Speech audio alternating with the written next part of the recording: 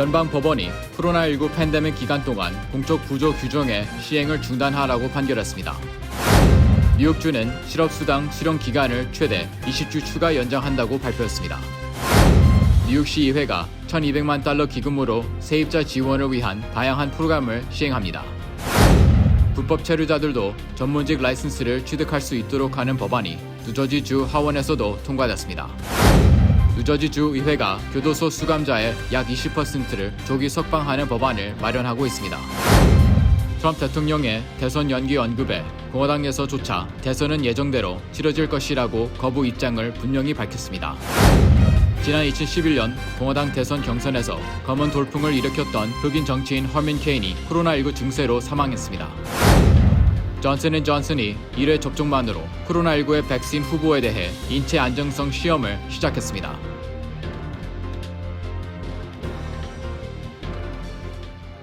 코로나19로 어려움을 겪고 있는 우리 이웃에게 희망을 주는 은행, 뉴 밀레니엄 뱅크. 뉴 밀레니엄 뱅크가 여러분과 함께합니다.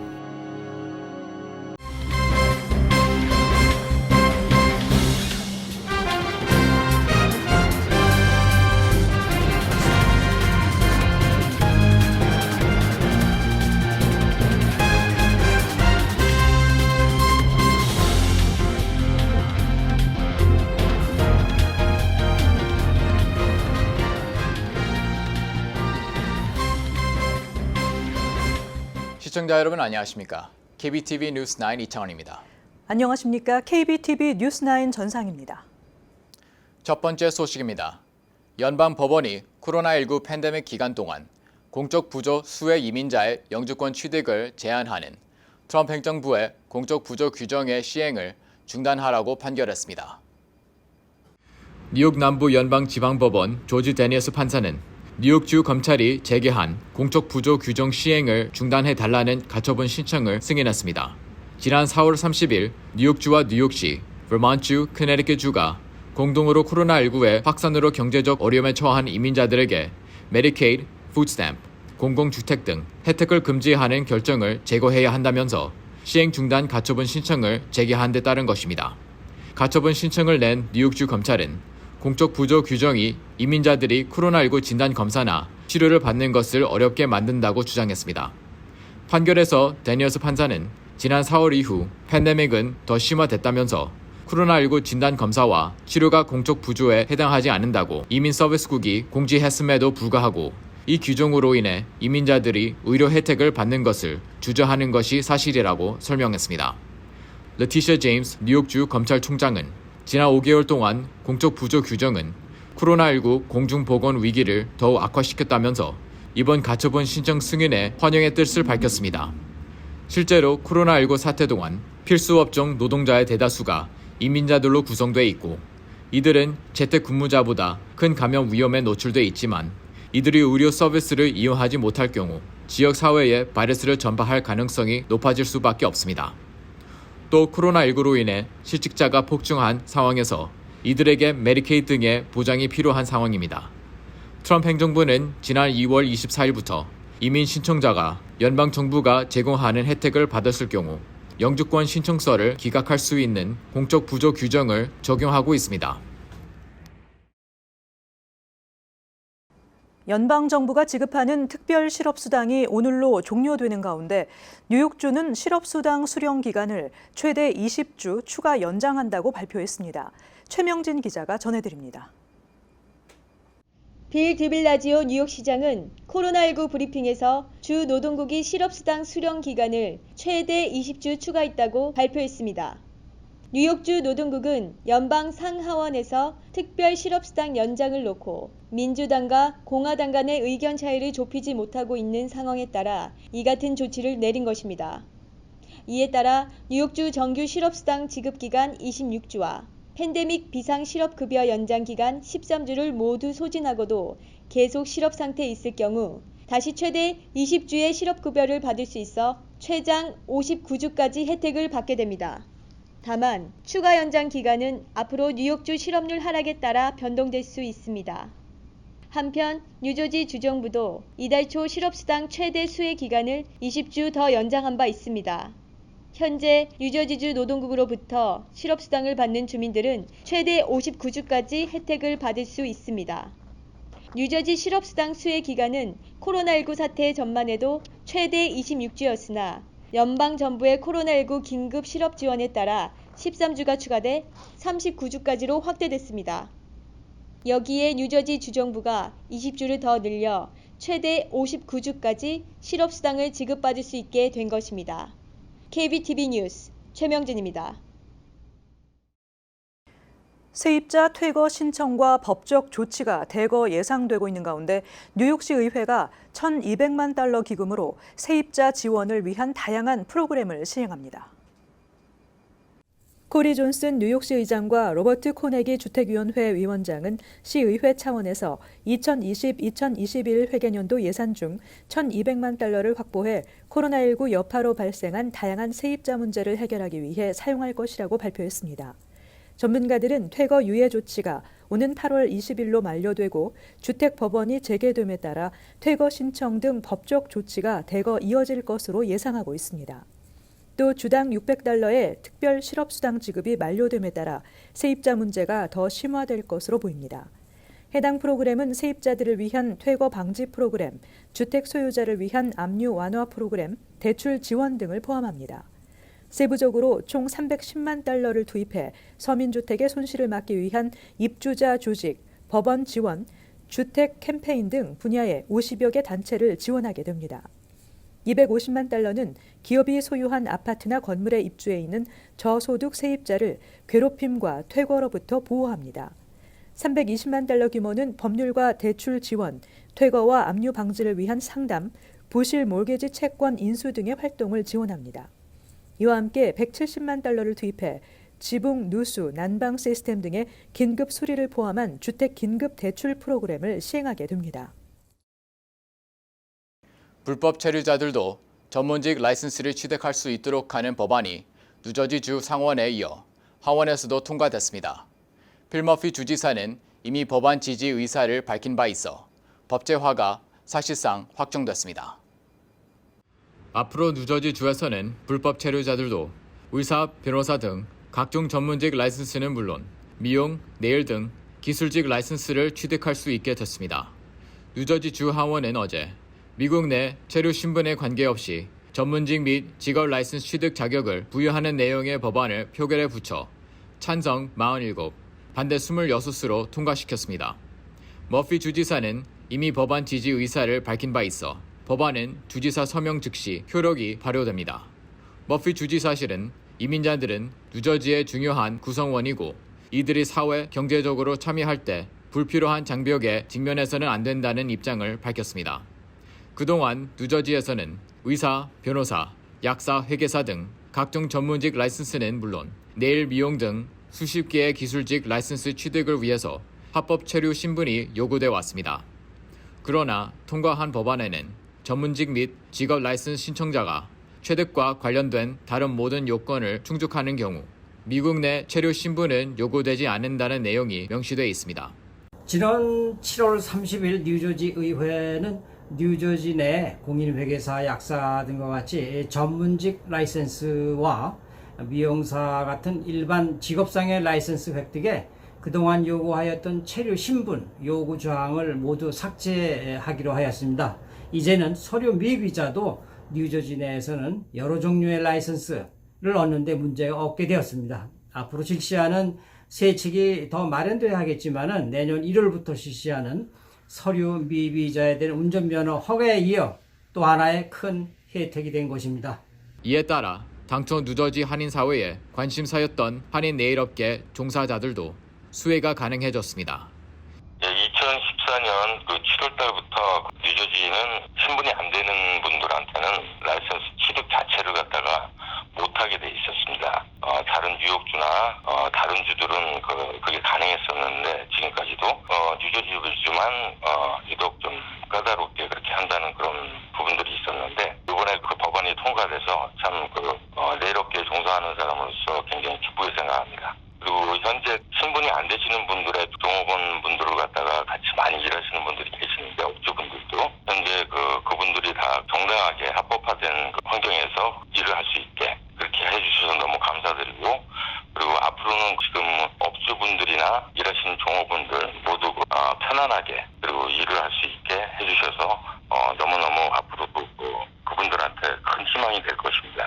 이번 법안을 추진한 주 의원들은 이 법안은 미 동부에서 처음으로 전문 직업 라이선스 취득에 있어 이민 장벽을 제거하는 것이며 타주의 유사한 법과 비교해서도 가장 포괄적인 내용으로 이루어졌다고 강조했습니다. 현재 캘리포니아, 네바다, 뉴멕시코주 등에서 유사한 법을 채택하고 있습니다.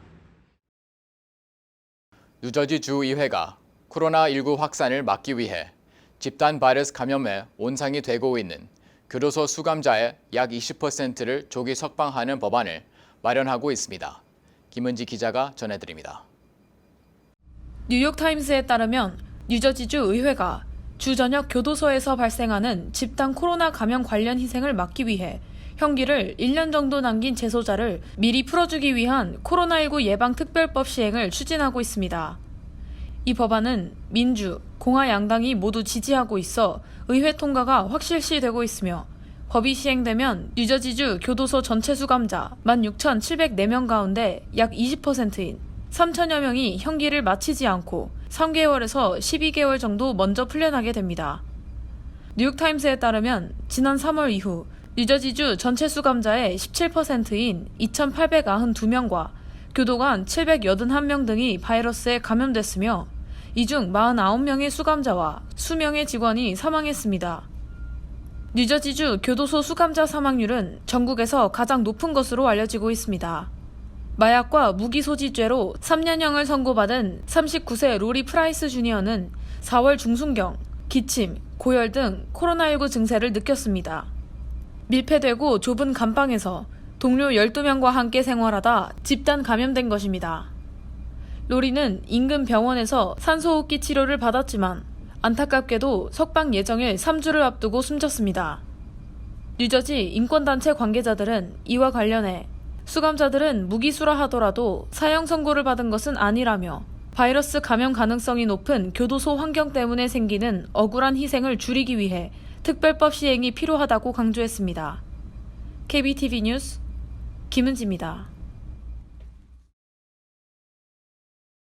트럼프 대통령의 대선 연기 가능성 언급에 여당인 공화당에서조차 경악하며 대선은 예정대로 치러질 것이라고 거부 입장을 분명히 밝혔습니다.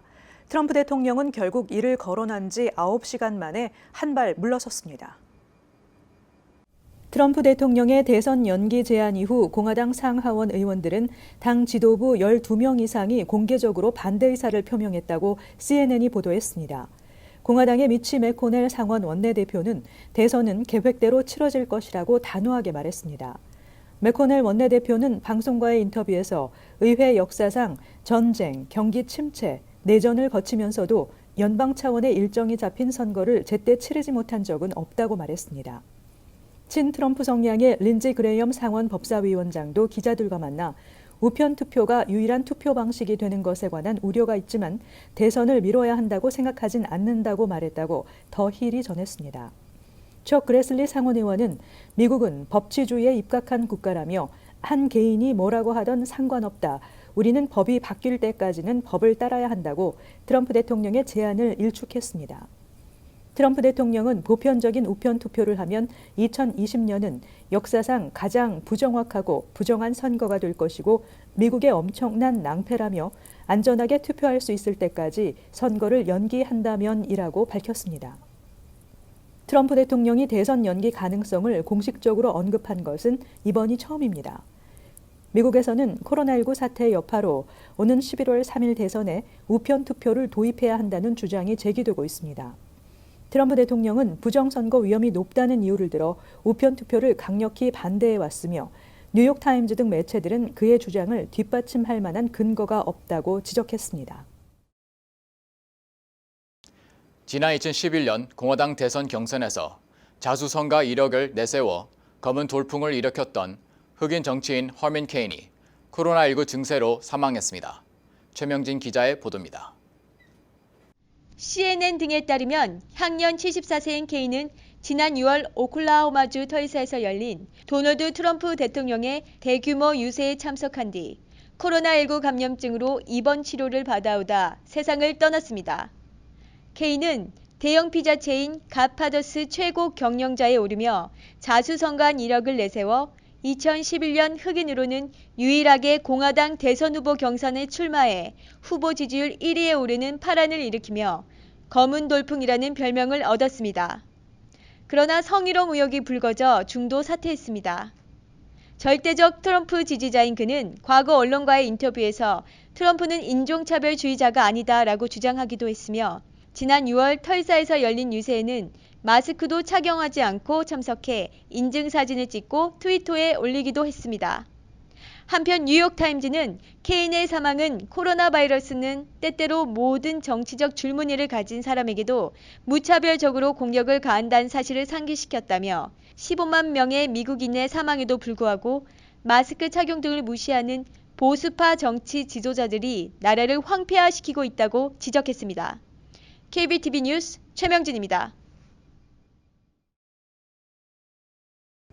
제약사 존슨앤존슨이 1회 접종만으로 코로나19에 대한 면역을 제공하는 백신 후보에 대해 인체 안전성 시험을 시작했다고 로이터 통신이 보도했습니다. 존슨앤존슨은 원숭이에게 가장 효능이 뛰어난 백신 후보를 시험한 결과 1회 투약만으로 강력한 감염 예방 효과를 제공한다는 연구 결과를 과학저널 네이처에 발표했습니다. 이 시험에서 1회용 백신 후보를 접종한 원숭이는 6마리 모두 코로나 바이러스에 노출됐을 때 폐 질환에 걸리지 않았습니다. 또 코 속에 코로나 바이러스가 존재하는지를 통해 검사한 감염 여부 조사에서도 6마리 중 5마리가 감염되지 않은 것으로 나타났습니다. 존슨앤존슨은 미국과 벨기에에서 초기 단계의 인체 시험을 이미 시작했으며 앞으로 18세에서 55세의 건강한 성인 1000여 명을 상대로 백신 후보를 시험할 예정이라고 밝혔습니다. 존슨앤존슨의 폴 스토폴스 최고 책임자는 코로나19 팬데믹 상황에서 1회 접종만으로 면역이 생기는 백신은 큰 장점이 있다고 말했습니다. 사람들이 다시 한 차례 더 백신을 접종하러 오도록 하기 위해 일정을 관리하고 이를 통제하는 번거로움을 피할 수 있기 때문입니다. 존슨앤존슨의 백신은 미 정부가 후원하는 백신 후보 중 하나로 미 정부로부터 4억 5,600만 달러의 자금을 지원받았습니다.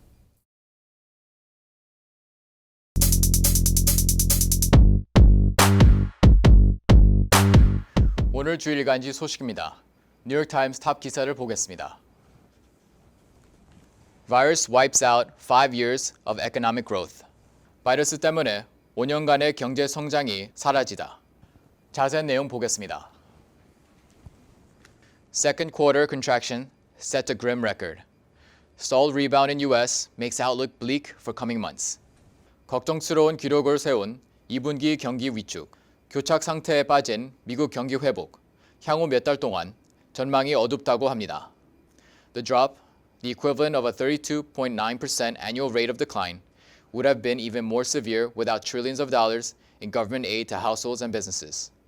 연간 32.9%의 감소율에 해당하는 이 수치는 수조 달러의 가계와 기업에 대한 정부 지원이 없었다면 훨씬 더 심각했을 것입니다. But there is mounting evidence that the attempt to freeze the economy and defeat the virus has not produced the rapid rebound that many envisioned.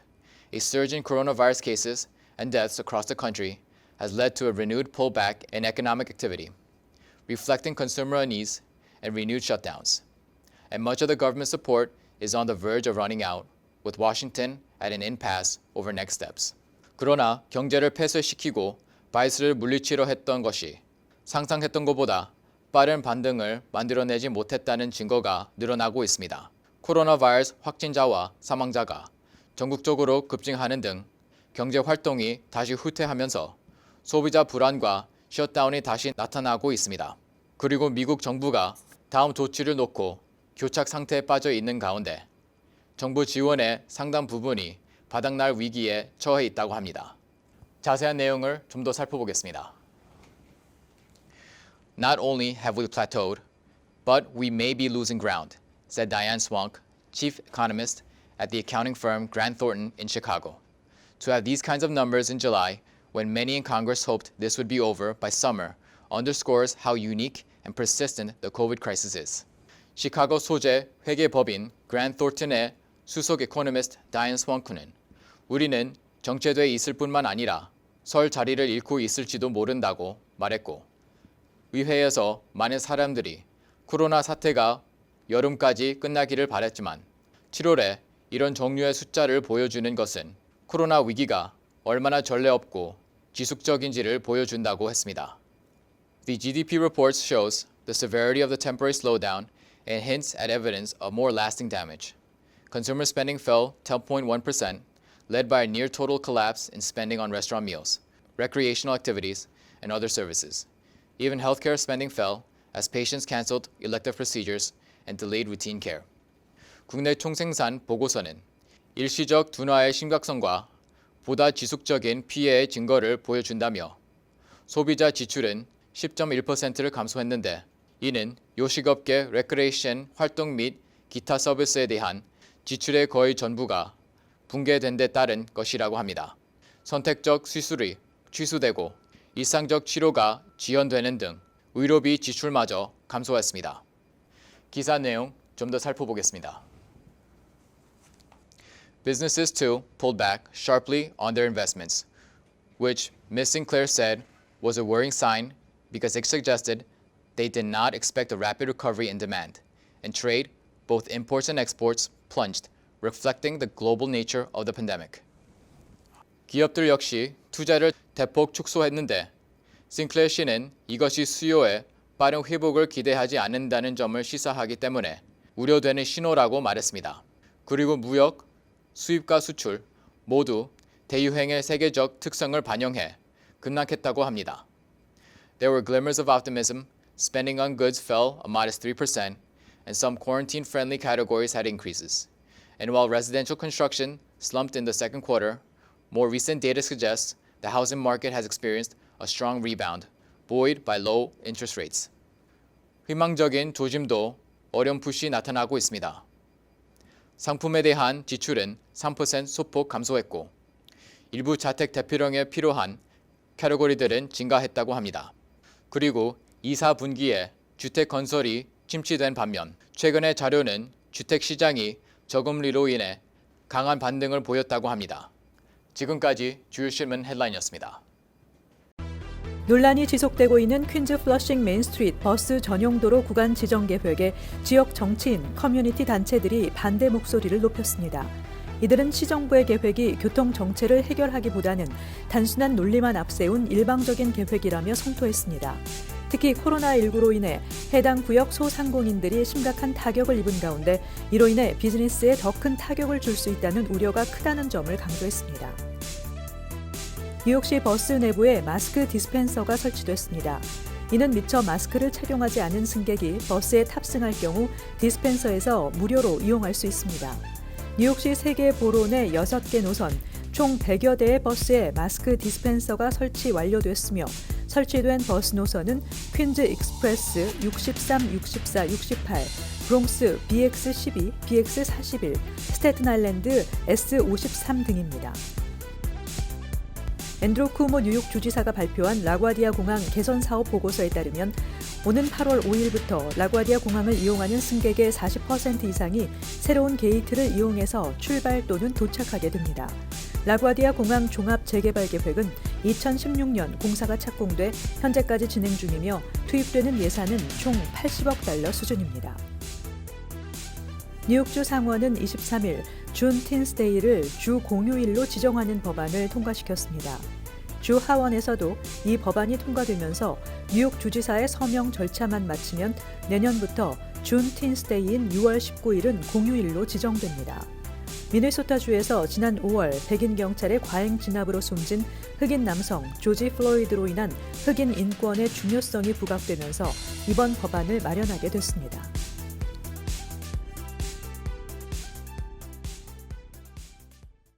잠시 후 커뮤니티 브리핑을 전해드립니다.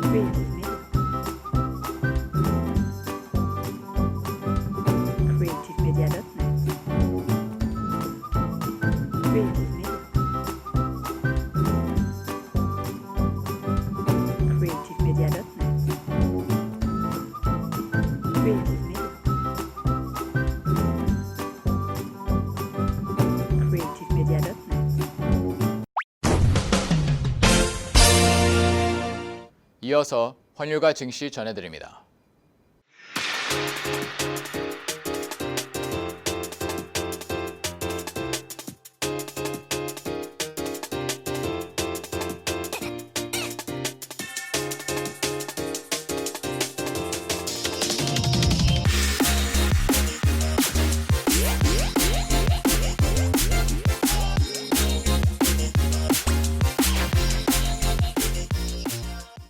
잠시 후 뉴욕과 뉴저지 날씨 전해드립니다.